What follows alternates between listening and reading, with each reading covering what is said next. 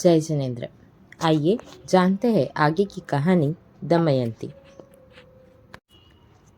रानी दमयंती को अपने साथ महल में लाई। स्नान आदि कराकर वस्त्राभूषण पहनाकर राजा के पास ले गई। उस समय संध्या ढल गई थी। कक्ष में अंधकार था। दासियों ने दीपक लाया नहीं था। ऐसे समय में दमयंती के पहुंचते ही उसके तिलक के कारण पूरा कक्ष प्रकाशित हो गया। राजा आश्चर्य में पड़कर बोला, अरे, दीपक बिना इतना प्रकाश कैसे हुआ?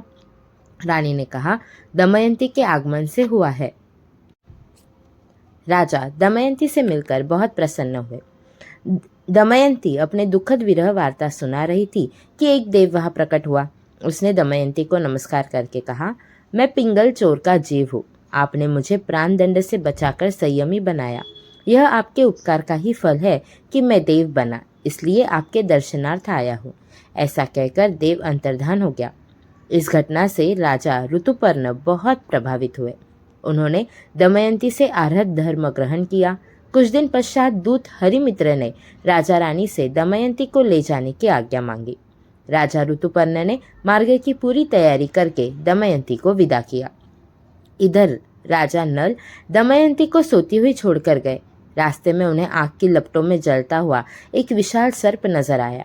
नाग की करुण दशा देखकर उसे बचाने के लिए वह उपाय सोच ही रहा था कि मनुष्य की भाषा में नाग ने पुकारा, हे परोपकारी नल नरेश, मुझे बचाओ। नल ने झाड़ी में घुसकर पूछा, हे नागराज, तुम मुझे कैसे जानते हो? मनुष्य की भाषा में कैसे बोलते हो? इसमें कोई छल तो नहीं है? नाग ने कहा, मुझे अवधिज्ञान हुआ है। मैं पूर्व भाव में मनुष्य था। हे करुणा सागर, विलंब मत करो। यह अग्नि मुझे भस्म किए जा रही है। शीघ्रता करो। नल ने नाग पर अपना उत्तरीय फेंका। सर्प उसे लिपट गया। नल ने अपने हाथ में रहे हुए शेष वस्त्र को सतर्कता से खींचकर सर्प को जैसे ही बाहर निकाला, उसने नल के हाथ पर डंक मारा। नल जोर से बोला, हे नागराज, तुमने आखिर तो अपने जाति स्वभाव को दिखा ही दिया। अरे, उपकार करने वाले पर अपकार करते हो। जैसे जैसे विष का प्रभाव नल के शरीर में बढ़ने लगा, उसका शरीर काला, स्याह, बीभत्स हो गया। नल ने अपना भयंकर रूप देखा तो सोचा कि अब इस जीवन में मृत्यु ही श्रेष्ठ है।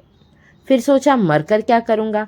इससे तो संयम अंग स्वीकार कर आत्मकल्याण कर लूं। तभी सर्प ने दैदिप्यमान रूप धारण करके नल से कहा, वत्स नल, जिस नाग ने तुझे डंक दिया वह मैं तुम्हारा पिता निषद देव हूँ। अभी 12 वर्ष तक तुम्हें अनेक कष्ट सहने पड़ेंगे। जिन राजाओं को तुमने अपने अधीन किया था वे तुमसे बदला लेने का प्रयत्न करेंगे। तुम सुरक्षित रहो, इसलिए तुम्हारा मूल रूप में रहना उचित नहीं। यह समझकर मैंने तुम्हें यह रूप दिया है। आज से 12 वर्ष बाद तुम मूल रूप में आओगे। तुम्हें दमयंती एवं अयोध्या का राज सिंहासन भी मिलेगा। तुम दमयंती की चिंता छोड़ो, वह सुरक्षित स्थान पर स्वयं पहुंच जाएगी। फिर देव ने नल को एक श्रीफल और एक छोटी सी पेटी देकर कहा, अवसर आए तब इस श्रीफल को फोड़ना। इसमें से देवदुष्य वस्त्र और इस पेटी से दिव्य आभूषण मिलेंगे। इनको धारण करते ही तुम्हारा मूल रूप प्रकट होगा। अब तुम किसी नगर में जाकर अपना विपत्ति काल पूर्ण करो। यह कहकर देव अंतर्ध्यान हो गया। नल नए रूप में सुनसुमारपुर पहुंचा। वहां दाजा दधिपर्ण राज्य करते थे। उनका एक पागल हाथी नगर में उत्पात मचा रहा था। नल ने अपना उत्तरीय वस्त्र हाथी के सामने लहराया तो हाथी उसके पीछे लगा। नल हाथी को गोल गोल घुमाने लगा तो हाथी थक गया। फिर नल ने बंदर की तरह हाथी के पीठ पर चढ़कर उसके कुंभस्थल पर अंकुश का प्रहार किया तो हाथी का मद उतरा। हाथी सीधे गजशाला की ओर गया। सभी लोग कुबड़े के साहस से चकित होकर उसे राजा के समक्ष लाए। राजा ने कुबड़े का सत्कार सम्मान करके परिचय पूछा तो कुबड़े रूपी नल ने कहा, राजन, मेरे स्वामी अयोध्या के महाराजा नल है। मैं उनके यहाँ रसोइये का काम करता था। अब वे स्वयं विपत्ति की स्थिति में हैं, इसलिए उन्होंने मुझे मुक्त किया है। इस पापी पेट के लिए दर दर भटकते हुए मैं यहाँ पहुँचा हूँ। उन्होंने मुझे 3 विद्याएं सिखाई है, गजदमनी, अश्वविद्या और सूर्यपाक रसोई बनाना। राजा दधिपर्ण ने उसे रसोई विद्या दिखाने को कहा। नल ने सारी सामग्री एकत्रित करके सूर्य के ताप में पात्र रखे, सौरी विद्या का स्मरण किया। कुछ ही समय में दिव्य भोजन तैयार हो गया।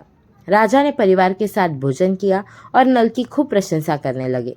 तब कुबड़े ने बताया वह उनका हुंडिक नामक रसोइया था। फिर नल राजा की दुर्दशा का आद्योपांत विवरण सुनाया। वह सुनकर राजा दधिपर्ण बहुत दुखी हुए और रोने लगे। दधिपर्ण ने हुंडिक को अपना खास रसोइया नियुक्त कर लिया। एक बार वहां से कुछ व्यापारी कुंडनपुर नगर आए। जब वे राजदरबार में पहुंचे तो वहां राजा नल के गुणों की चर्चा हो रही थी। व्यापारियों ने कहा कि जिन गुणों की आप चर्चा कर रहे हैं वे सारे गुण तो हमारे महाराजा के नए रसोइये में भी है। वे हाथी को वश करने की और सूर्यपाक रसवंती की विद्या जानते हैं। वे कहते हैं कि वे राजा नल के रसोइये थे और ये विद्याएं उन्हीं से सीखी है। दमयंती ये सुनकर रोमांचित होकर बोली, हितात, कुबड़े के रूप में मेरे पति होने चाहिए। उनके सिवा इन विद्याओं के जानकार भारतवर्ष में कोई नहीं है। हमारे यहाँ कोई कुबड़ा रसोइया नहीं था। आप दूत को भेजकर पता लगाइए। किसी विशेष कारण से ही उन्होंने कुबड़े का रूप धारण किया है।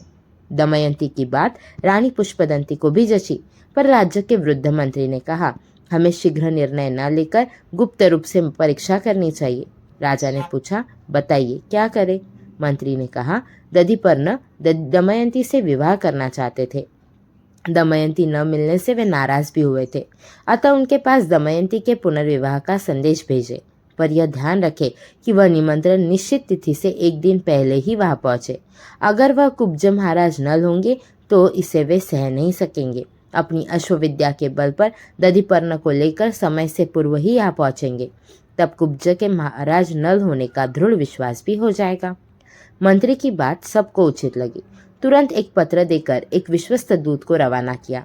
दूत बहुत चतुर था। वह बराबर एक दिन पहले ही सुसुमारपुर पहुंचा और राजा के हाथ में पत्र दिया। राजा दधिपर्ण ने पत्र पढ़ा। प्रिय महाराज श्री दधिपर्ण जी, पिछले कई वर्षों से महाराज नल का पता नहीं है। हमने 12 वर्ष इंतजार किया, बहुत खोजबीन करवाई, किंतु कोई लाभ नहीं हुआ। अतः पुत्री दमयंती की सलाह से पुनः स्वयंवर का आयोजन कर रहे हैं। आशा है आप स्वयंवर में भाग लेने अवश्य पधारेंगे। शेष आनंद मंगल। स्वयंवर की तिथि श्रावण सुदी पंचमी निश्चित की गई है। आपका अपना दर्शनाभिलाषी भीम, विदर्भ नलेश। पत्र पढ़कर राजा दधिपर्ण प्रसन्न हुए। वे सोचने लगे अब दमयंती मिल ही जाएगी, पर जैसे ही स्वयंवर की तिथि पर नजर पड़ी चेहरे पर उदासी छा गई। उसने दूत से पूछा, तुम मजाक कर रहे हो क्या? कल ही स्वयंवर है और आज पत्र लेकर पहुंचे हो। सैकड़ों योजन की दूरी एक रात में कैसे तय की जा सकती है? दूत ने क्षमा मांगते हुए कहा, क्षमा करें महाराज, मैं चला तो समय पर ही था, पर मार्ग में अप्रत्याशित विपत्तियां आने से विलंब हो गया। आप जैसे वीर धीर महाराज के लिए कुछ भी असंभव नहीं है। राजा दधिपर्ण चिंता से इधर उधर घूम रहे थे कि उनकी नज़र हुंडिक रसोई पर पड़ी। वह भी काफी समय से राजा को उदासीनता से घूमते हुए देख रहा था। वह राजा और दूत का वार्तालाप भी सुन चुका था। दमयंती के पुनर्विवाह की बात सुनकर उसे आश्चर्य हो रहा था। वह सोचने लगा, दमयंती का पुनर्विवाह? यह असंभव है। सूर्य पूर्व की अपेक्षा पश्चिम में उदित हो सकता है, अग्नि जलाना भूल सकती है, परंतु दमयंती अपना धर्म कभी नहीं छोड़ सकती। इसमें अवश्य कोई छल है। शायद मुझे वहां बुलाने के लिए ही यह बहाना हो। उसने राजा दधिपर्ण से कहा, महाराज आप चिंतित न हो, उत्तम पुरुषों के लिए कुछ भी असंभव नहीं। आप उत्तम नस्ल के अश्वों का इंतजाम कीजिए। मैं आपको ठीक समय से पूर्व कुंडनपुर पहुंचाने का प्रयत्न करता हूँ। राजा के चेहरे पर व्यंग्यपूर्ण मुस्कुराहट उभरी। उन्होंने पूछा, कुब्जराज क्या यह संभव है?